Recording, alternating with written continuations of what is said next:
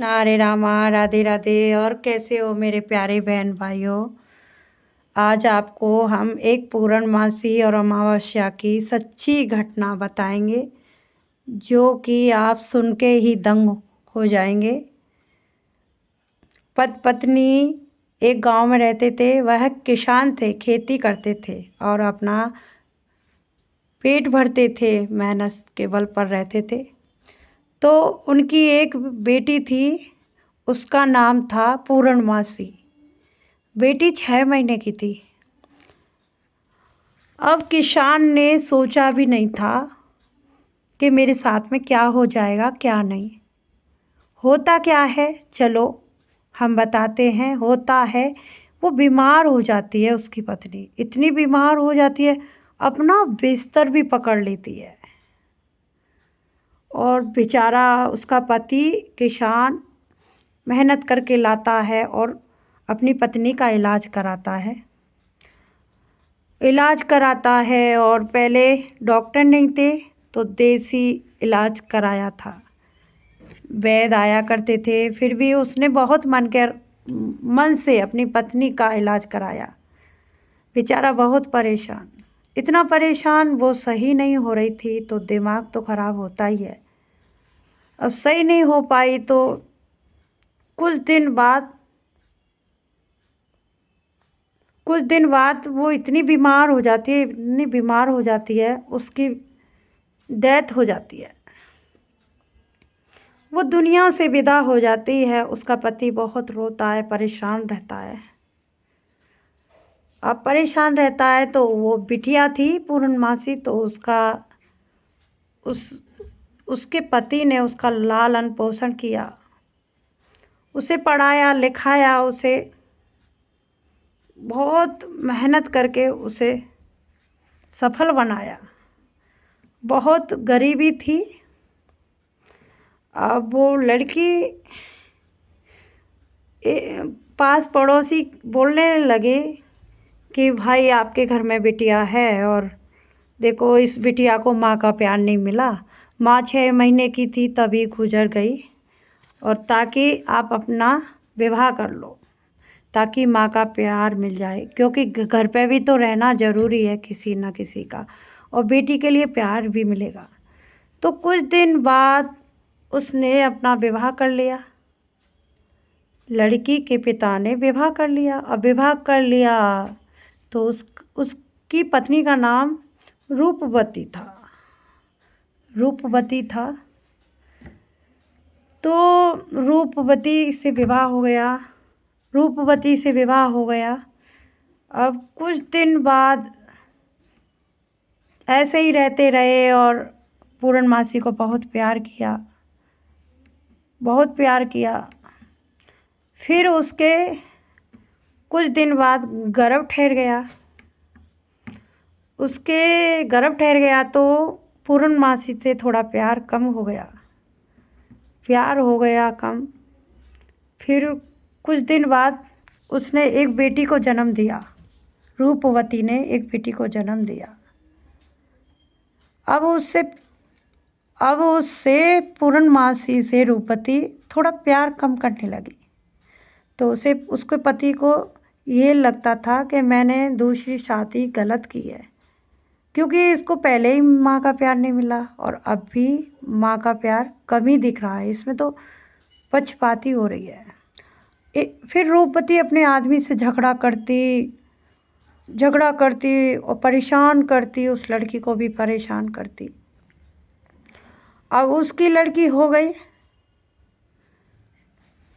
तो उसने अपनी लड़की का नाम अमावस्या नाम रखा, और पहली बेटी का नाम था पूर्णमासी। तो जैसे ही अब बड़ी होने लगी तो अपनी बिटिया से बहुत प्यार करने लगी, और जो पूर्णमासी उससे प्यार थोड़ा कम हो गया। उससे काम भी कराती थी, बर्तन साफ कराती, झाड़ू भी लगवाती, मतलब घर के सारे काम उसी पे कराया करती। अब अपनी बेटी बड़ी होने लगी, अपनी बेटी पे बहुत प्यार करती, लाड बिखेरती, और पूर्णमासी बस खड़ी हो जाती दरवाजे पे, सोचती कि आज मेरी माँ होती तो मुझे प्यार करती, लाड दिखाती। पहले तो मुझे बहुत प्यार करा, अब वो अपनी बेटी पे प्यार करती अमावस्या से, बहुत करती थी। अब दोनों लड़कियां बहुत बड़ी हो गईं, लड़कियां शादी के योग हो गईं। तो किसान ने कहा अपनी पत्नी से, चलो हम शादी करेंगे, अब पूर्णमासी की अब शादी के योग हो गई, अब कोई अच्छा लड़का मिल जाए हमें तो हम शादी कर दें। तो उसकी पत्नी बोली कि देखो, आप शादी करेंगे ना पूर्णमासी की, तो ऐसे घर में शादी करना, मतलब गरीब परिवार हो, और गरीब परिवार देखेंगे तो ये पूर्णमासी इतनी मेहनती है, इतनी समझदार है, ये अपना घर चला ले जाएगी। और अमावस्या तो नटखट है, बहुत नटखट है, इस पे काम ज़्यादा नहीं होगा, इसको थोड़ा अच्छा परिवार देखना। तो उसके पति राजी हो गए, जैसे कि कन्या के लिए कोई लड़का देखने गए। और देखने गए उन्होंने, जैसे पत्नी ने कहा वैसे ही उसके पति ने बात मानी, उन्हें गरीब परिवार में शादी पूर्णमासी की कर दी। अब बेचारी की शादी हो गई, तो बेचारी वो पूजा पाठ करती थी, भोले बाबा को जल चढ़ाती थी, सबका आदर सम्मान करती, बहुत मेहनत करती थी और सभी की बात मानती। उसके अंदर दया थी और बहुत बहुत ही सब पर दया बरसाती थी। और अमावस्या में ऐसा कुछ नहीं था, उसमें एटीट्यूड था, थोड़ा घमंडी थी। अब उस अमावस्या को अच्छे घर में शादी करी, अच्छे परिवार में, मतलब एक सेठ के यहाँ शादी की, और शादी की उसकी सेठ के घर में, उसकी शादी हो गई। वो अमावस्या थी, वो तो बहुत सेठ के घर में शादी हुई, और जो पूर्णमासी दूसरी माँ की, उसके एक गरीब परिवार में शादी। अब होता क्या है, शादी हो जाती है, एक दिन क्या होता है, शादी हो जाती है दोनों की। अब ये है ना, अमावस्या अपने घर में कीर्तन कराती है, बहुत ज़ोर तोड़ से कराती है, अपने पास पड़ोसी, अपने सभी रिश्तेदारों को बुलाती है, पर पूर्णमासी को नहीं बुलाती है। तो वो पड़ोस में बुलावा आता है, तो पड़ोसिन बोलती हैं कि अमावस्या के यहाँ कीर्तन है, पूर्णमासी आप चलोगी? पूर्णमासी बोली कि नहीं, हमारे यहाँ कोई निमंत्रण नहीं आया है और हम ऐसे नहीं जा सकते। पड़ोसिन बोली कि नहीं, आपके यहाँ बुलावा नहीं आया तो कोई बात नहीं है, भगवान के लिए तो कर सकती हो, देखो कीर्तन में जाओगी तो मन भी लगता है, भगवान भी आते हैं, भगवान भी प्रसन्न होते हैं, भगवान भी परीक्षा लेते हैं, इसमें कोई बुलावा नहीं होता, भगवान के लिए तो आप जा सकती हो, निमंत्रण नहीं दिया तो क्या बात है, तो हमारे साथ चलो। तो वो पूर्णमासी बहुत पूजा पाठ करती, तो उसने भगवान की तरफ सोच लिया, वो बिना बुलाए चली गई। अब चली गई तो उसकी बहन ने, अमावस्या ने देख लिया और कहा कि तुमको तो हमने बुलाया नहीं और तुम यहाँ पे कैसे उपस्थित हुई, कैसे आई, हमने तो आपको निमंत्रण भी नहीं दिया, आप क्यों आई हमारे यहाँ?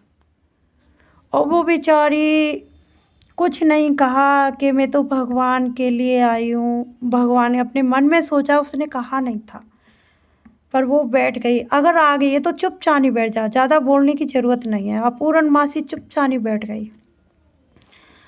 अब क्या कहता, कीर्तन हो गया और फिर उसके बाद में लास्ट में प्रसाद बंटता है, सबको प्रसाद दिया, पर अमावस्या ने पूर्णमासी को नहीं दिया।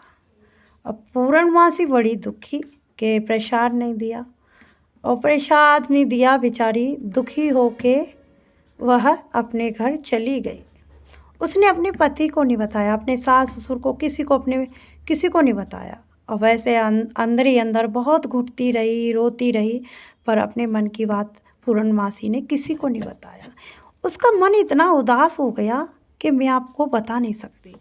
एक दिन होता क्या है, उसके मायके में उसकी माँ तो प्यार करती ही नहीं थी। उसका उसका बाप इसलिए नहीं प्यार करता था कि माँ का सपोर्टर था। अगर बाप प्यार करने लगे तो माँ झगड़ा करने लग जाती थी। बस लिमिट का करता था। अब होता क्या है, वो पूर्णमासी जाती है अपनी भाभी से मिलने। भाभी बहुत प्यार करती है और भाभी के साथ में पूर्णमासी रहती थी और बहुत प्यार करती थी। भाभी की बात सुनती थी, भाभी का सपोर्ट करती थी और भाभी उनका करती थी। एक दूसरे में मतलब प्यार था, प्रेम था। अब वो जाती हैं, ऐसी चल जाती रहती हैं तो उन्हें एक रास्ते में एक बूढ़ी माँ मिलती हैं। बूढ़ी माँ मिलती हैं तो बोलती हैं, बेटी कहाँ जा रही हो? कि मैं अपने मायके में जा रही हूँ। कि अच्छा बेटी, एक जाते जाते मेरा एक काम कर दो, ये तुलसा जी है ना बहुत सूख रही हैं, इसमें पानी डाल दो आप, ताकि इसमें पानी डल जाएगा तो हरी भरी हो जाएंगी। फिर बोली, बेटा मेरे सिर में दर्द हो रहा है और मैं बहुत बूढ़ी हूँ और मेरे हाथ भी थर थर काँप रहे हैं, ताकि तुम अपने हाथों से मेरा सिर दबा दो ताकि मुझे आराम मिले। तो उस पूर्णमासी ने ऐसा ही किया। उसने एक लोटा लिया और उसमें पानी डाल दिया तुलसा जी में। अब तुलसा जी में डाल दिया, फिर थोड़ा उनका सिर दबाया बूढ़ी माँ का। अब बूढ़ी माँ बहुत प्रसन्न हुई, दुआ दी। फिर माता जी मुझे आज्ञा दो, पूर्णमासी बोली, अब मैं आगे चलती हूँ। आगे चली तो वहाँ आगे चल के उन्हें एक बाबा दिखे। अब बाबा बोले, बेटा मैं बहुत परेशान हूँ, बहुत परेशान हूँ, इतना परेशान हूँ मैं बता नहीं सकता आपको। बेटा मेरे पैरों में इतनी इतनी चोट लग गई है, मेरी तो ये मक्खी भिनक रही हैं, और थोड़ा इन मक्खियों को हटा के थोड़ा दवा ववा ला के मेरे थोड़ा मलहम लगा दो, मैं बहुत परेशान हूँ, थोड़ा मेरे कपड़ा ढक दो दवा लगा के। तो उस बिटिया को रहम आ गया, तो उसने दवाई लगाई चोट पर और फिर उनकी पट्टी करी थी और फिर कपड़ा ऊपर से उड़ाया। अब वो बाबा नहीं थे, वो हर हर महादेव थे। वो परीक्षा ले रहे थे पूर्णमासी की। भोले बाबा ने कहा कि बेटी धन्य हो, तुमने मेरी रक्षा करी, धन्य हो बेटी। फिर वो चली कि बाबा जी का भेष रखा था भोलेनाथ ने। फिर बाबा जी मुझे आज्ञा दो, मैं चल रही हूँ। फिर उन्हें गंगा मैया मिलती हैं आगे चल के। गंगा मैया मिलती हैं आगे तो, बिटिया यहाँ है ना, मेरे गंगा के किनारे है ना बहुत गंदा गंदा पड़ा है और बहुत कचरा पड़ा है, मेरी तबीयत बहुत ख़राब है, थोड़ा मुझे दवा दे दो और थोड़े यहाँ साफ़ सफाई कर दो तो तुम्हारा एहसान नहीं भूलूंगी मैं बिटिया। तो वो पूर्णमासी ने गंगा मैया का अच्छे से उनका सिर दबाया, दवा दी और वहाँ साफ सफाई की और सब कुछ किया।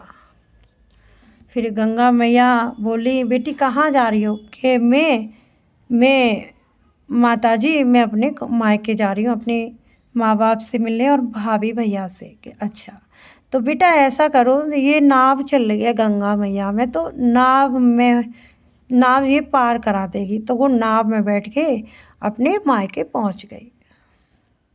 वहाँ उसे अपनी भाभी दिख गई और भाभी को देख के बहुत प्रसन्न हुई, क्योंकि बहुत दुखी थी, बहुत परेशान थी। अमावस्या ने जो निरादर किया, अपने घर पर बुला के प्रसाद नहीं दिया, तो वो बात अपनी भाभी को नहीं बताई। अपने मन में उदास हो रही थी, पर वो तो अपना मन दुखी था तो अपना हल्का दिमाग करने के लिए वहाँ पहुँची थी कि थोड़ा दिमाग हल्का हो जाएगा, नेक टेंशन दूर हो जाएगी। अपनी भाभी से बोली, बतराई, खूब बात करी। बातचीत करी।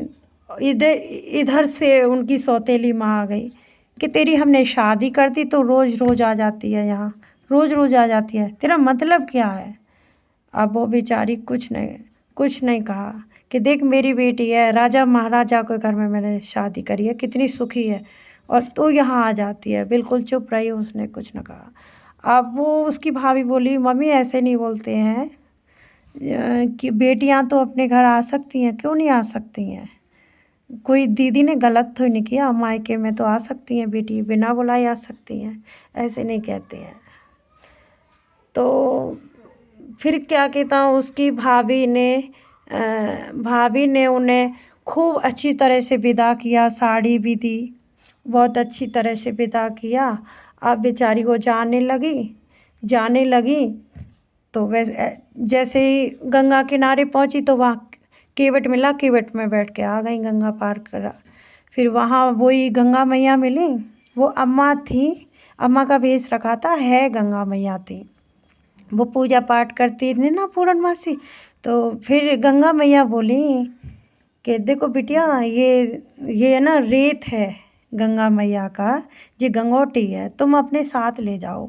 और तो पूर्णमासी ने अपने साड़ी के पल्लू में उसको ले लिया और अपने सिर से लगा लिया, गले से लगा लिया, माथा टेक के ले लिया कि बेटा आप अपने घर के कोने पे रख देना और तुम्हारे घर में खूब राम के राज होंगे।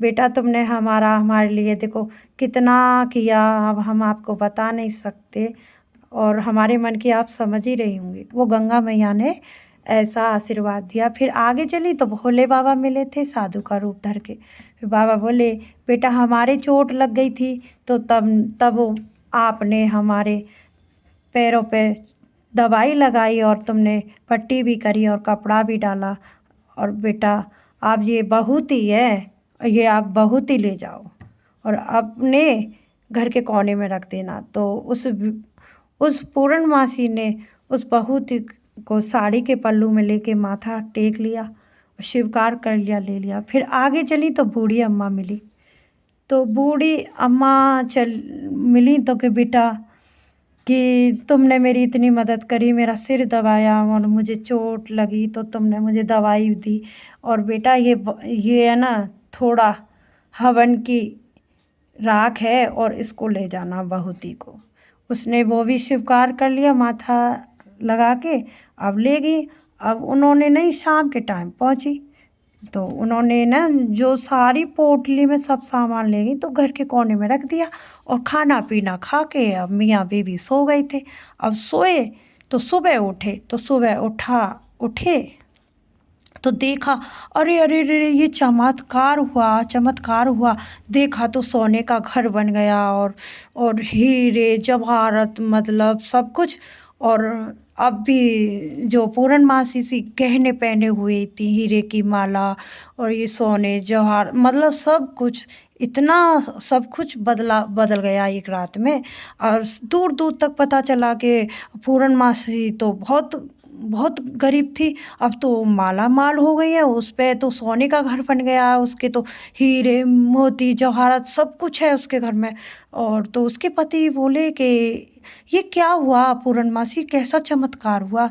तो फिर पूर्णमासी ने अपनी कहानी बताई कि ऐसे ऐसे मैं अपने मायके गई। उसने अपनी बहन की नहीं बताई अपने पति को, क्योंकि दुख होता, तो बहन की नहीं बताई। तो उसने बताया कि मैं अपनी भाभी से मायके गई थी, तब मुझे एक अम्मा मिली थी, तो मैंने उनका ये किया।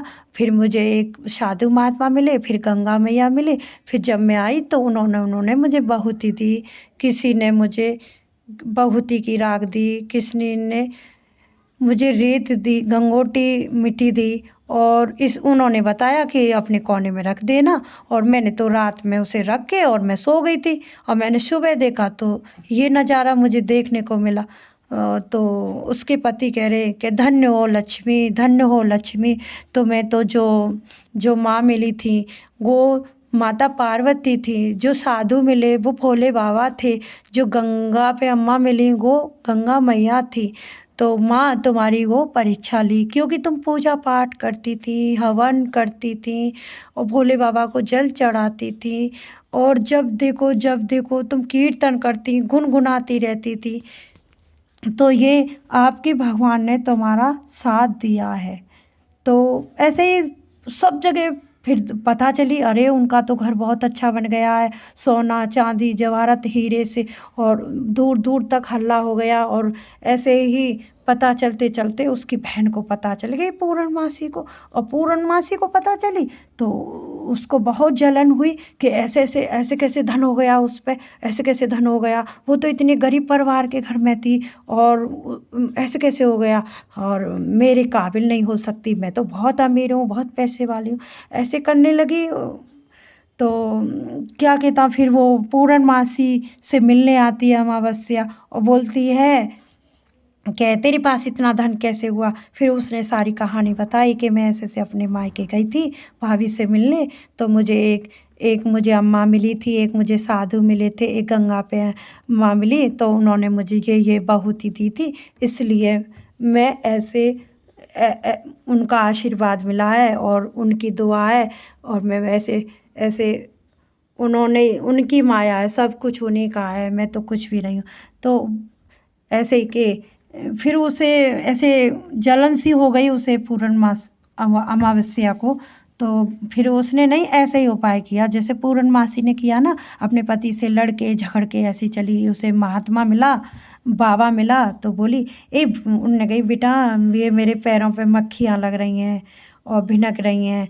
तो बोली बाबा फालतू की बात करने की ज़रूरत नहीं है, मेरे पे नहीं होता, ऐसे ही चली गई। फिर बूढ़ी अम्मा मिली, मेरे जू हो रहे हैं, इन जू को देख दे बेटा, और मेरे पैर मसक दे, भुंडे लिया, मेरे पे कुछ नहीं हो रहा, ऐसे ही चली गई। फिर दूसरी अम्मा मिली, फिर कह रही ज़्यादा नखड़ा मत दिखावे, मेरे पे सिर विर नहीं दबता।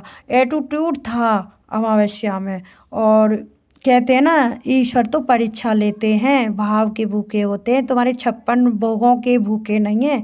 और पूर्णमासी ने तो बिल्कुल बिल्कुल घृणा नहीं की, उसने बिना हिचके, बिना स्वार्थ के उन्होंने सबका सम्मान सत्कार किया, और उसने एटीट्यूड अहंकार दिखा दिया अमावस्या ने। तो अपने मायके पहुंची, अब वहाँ से जब आई अपने मायके से लौटी के तो बेटी कैसे आई हो, कि नहीं पापा मम्मी ऐसे ही आई हूँ, उसे खूब प्यार दिया, खूब साड़ी वाड़ी दी, खूब उसको शौक़ से विदा किया। फिर गई, फिर वो अम्मा मिली, तो अम्मा मुझे वो दे दो, बहुत ही दे दो। अम्मा कह रही बेटी हमने एक बेटी को दे दिया, तुमको भी दे रहे हैं, ले जाओ। फिर बाबा ने दिया कि ले जाओ, मतलब उनकी सेवा तो की नहीं, और बहुत ही, और ये मांग ले किसके लिए, लालची, लालच के लिए, लालच के मैं पैसा वाली हो जाऊं।